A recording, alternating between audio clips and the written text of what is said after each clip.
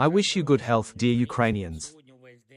All day today, recovery efforts have been underway after the Russian strike in Zaporizhzhia, Kyiv region and other regions of our country.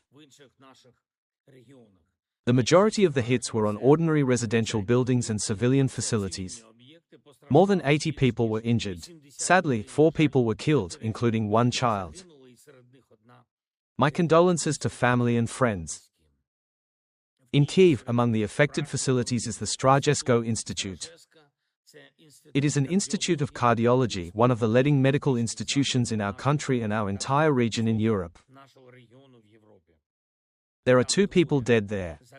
There is significant damage to one of the buildings. Recovery must be as soon as possible, and the government must help with this. And in general, only in Kyiv, damage was caused at 32 locations. The Russian strike on Zaporizhzhia was extremely brutal. Fortunately without casualties. But only there, in Zaporizhzhia, almost 40 people were injured this night. Everyone is provided with the necessary assistance. I want to thank everyone involved in rescue operations. To everyone. I would like to thank all of our employees of the State Emergency Service of Ukraine, emergency officers, doctors, nurses, and police officers.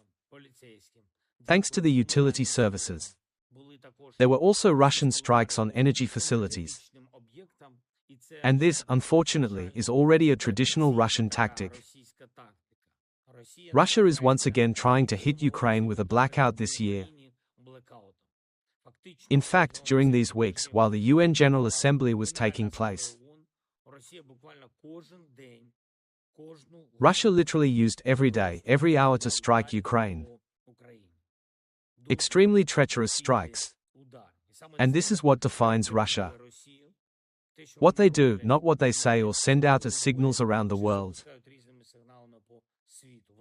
They have spurned all genuine peace proposals and deserve truly tough pressure. This week, we expect Europe's decisions on such pressure. There should be at least a new package of sanctions, the 19th package. It's especially important that sanctions deal a painful blow to Russia's energy trade and the entire infrastructure of its tanker fleet. Moreover, there is now intelligence that indicates that the Russians are using tankers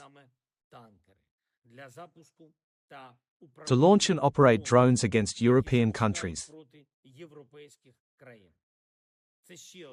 This is yet more evidence why the Baltic Sea and other seas must be closed to Russian tankers. At the very least to the Shadow Fleet. We also count on strong steps by the United States of America. We talked with President Trump about what can really push Russia to change its position and stop the war. The world has tools that can truly work in a peacekeeping manner. Today I spoke with the President of Finland and thanked him for his support. We have coordinated contacts with our partners and, in particular, with America. It is important that we gradually move towards the finalization of security guarantees.